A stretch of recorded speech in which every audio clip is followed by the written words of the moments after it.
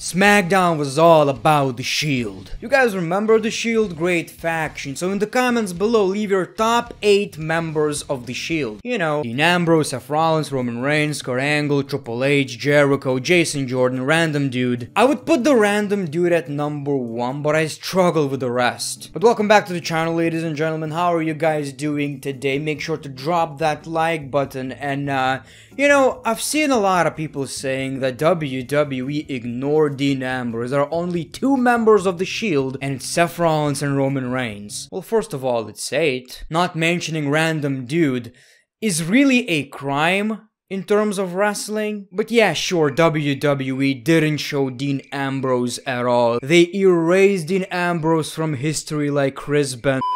When it comes down to WWE, Dean Ambrose never existed. I mean, they literally showed the guy all night long. Did you expect WWE to say, yes, it's all about Seth Rollins and Roman Reigns in this one, but you know, back in the day, we also had Dean Ambrose. They don't have to mention it. They clearly showed it on video. If anything, in this one, I believe WWE did Dean Ambrose right. You're seeing what you want to see. That's the case right here. So ladies and gentlemen, get a cold beverage, some popcorn, slap your nuts and click that like button, and let's jump into SmackDown. The show kicks off with the Usos. And it was a typical Uso promo. We're the best, am I right? You are right. Lesnar's milk tastes the best. Goddamn right, Us. You know, they basically cut a promo on how they're the best in the tag team division. Nobody can stop them, and they announced a fatal 4-way match to determine the next challengers, and they basically introduced everyone. You know, Los Lotharios, Cesaro and Mansoor, Jinder Mahal and Shanky, my personal favorite tag team, and the Viking Raiders. And this was one of the biggest highlights of SmackDown because while they were doing Raid, this lady was really into it. Raid. Don't mess with that woman. So we saw the number 1 contenders fatal 4-way tag team match, and you guys know I talked about this many times before. I can't stand these type of matches. I absolutely despise them. When we have a fatal 4-way, a triple threat tag team match, and we only see 2 people in the ring, I don't like it. It's just my personal preference. I always found it really, I don't know, weird. We saw the Viking experience to Humberto, and the Viking Raiders won the match. Raid. I would have personally loved to see Los Lotharios versus the Usos. I'm not really into the Viking Raiders. I don't know what it is about these guys, but ever since they left NXT, they just lost all the magic. Sonya Deville reminds me that you can't touch me when I'm in a suit, and apparently the heat isn't working, and all night long Adam Pearce was trying to fix it. I mean, sure, that's kinda smart.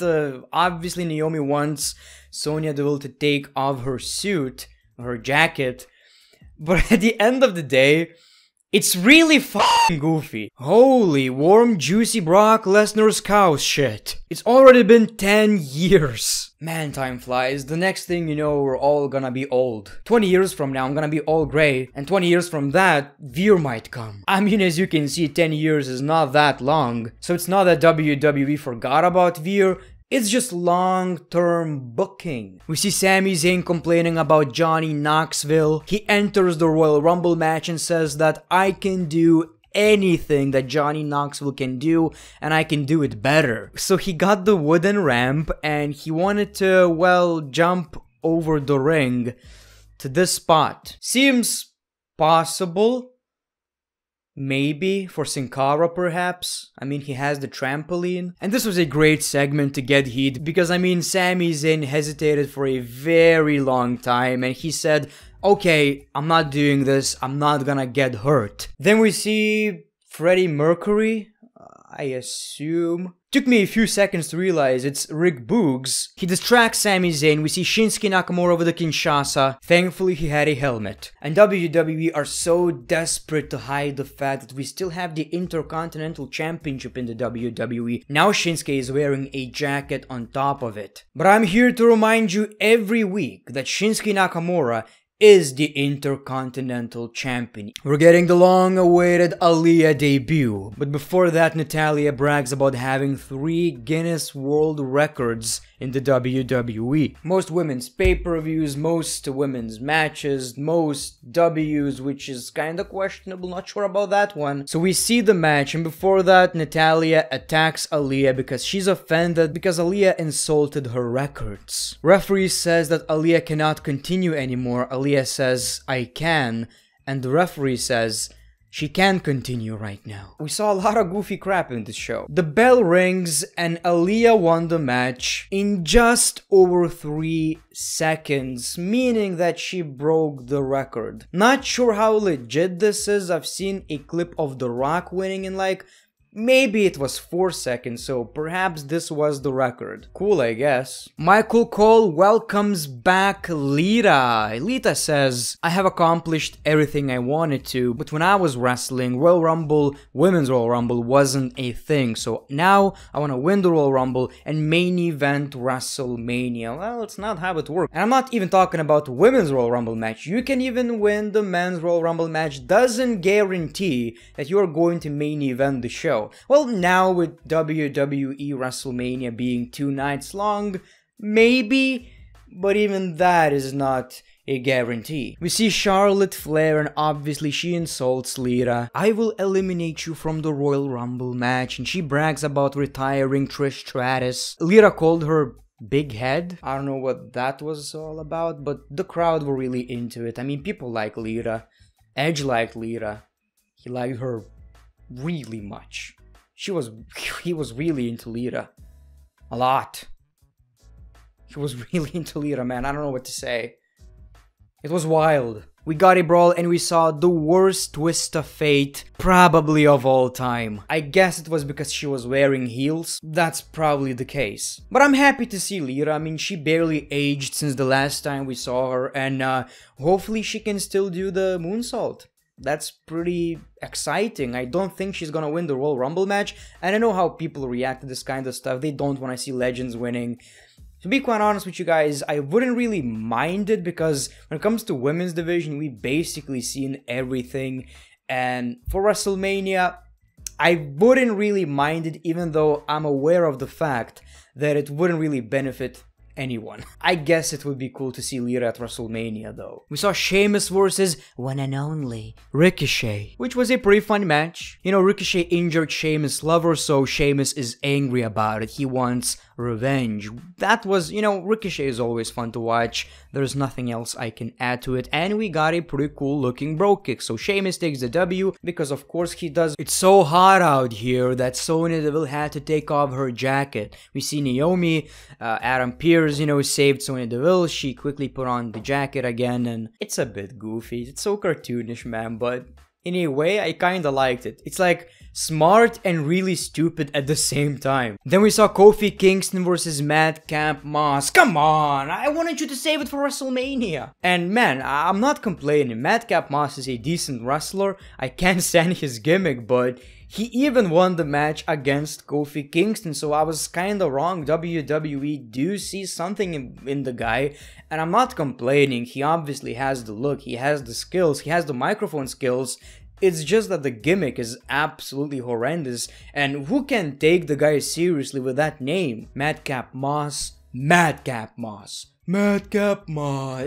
It doesn't matter how you say it, sounds cartoonish. Rollins offers to do the Shield fist bump for all time's sake. Roman says that it's beneath him now. Rollins says, let's acknowledge the look on Reigns' face when he saw Rollins last week in his office. He's the last person on earth Reigns wanted to see, because their track record in singles matches for titles is very one-sided. Rollins won them all. Reigns says none of this matters right now, because in case you didn't notice, I'm in God mode right now. I gotta agree.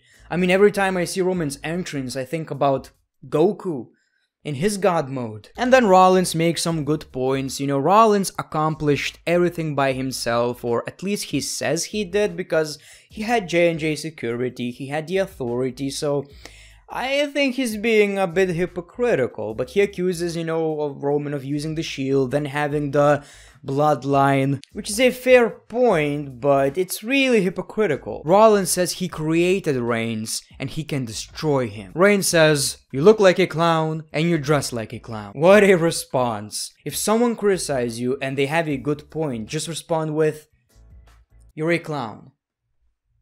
And your mom sucks." Probably. Reigns also said that I'm a megastar and you will never reach that type of stardom. And then it gets really good. If I wanted to headline WrestleMania out of Raw superstars, I wouldn't pick you. I wouldn't even pick you from your own household. If I wanted to main event WrestleMania, I would have picked your wife. Ooh. I mean, is that really an insult or is it kind of flattering? I guess both, right? I mean, at the end of the day, he just complimented his wife. It shouldn't be that big of a deal. Then we see the Usos attacking Saffron, he dodges it, he sends one of them to the steel ring steps, he jumps back into the ring and we see a face-off. I created you and I will destroy you. That was pretty decent. I was expecting a bit more, but I like how they not necessarily broke the fourth wall, but mentioning Becky Lynch. That was really interesting, but I don't really agree with the statement that Rollins created Roman Reigns. It doesn't really make much sense. When the Shield debuted, the message, I guess, was that either CM Punk created the Shield because they were his bodyguards, or it was Dean Ambrose. I mean, at first Dean Ambrose was clearly the leader of the Shield. So yeah, it's kinda weird, and Roman Reigns accomplished everything without Seth Rollins. They were in a rivalry, they were enemies.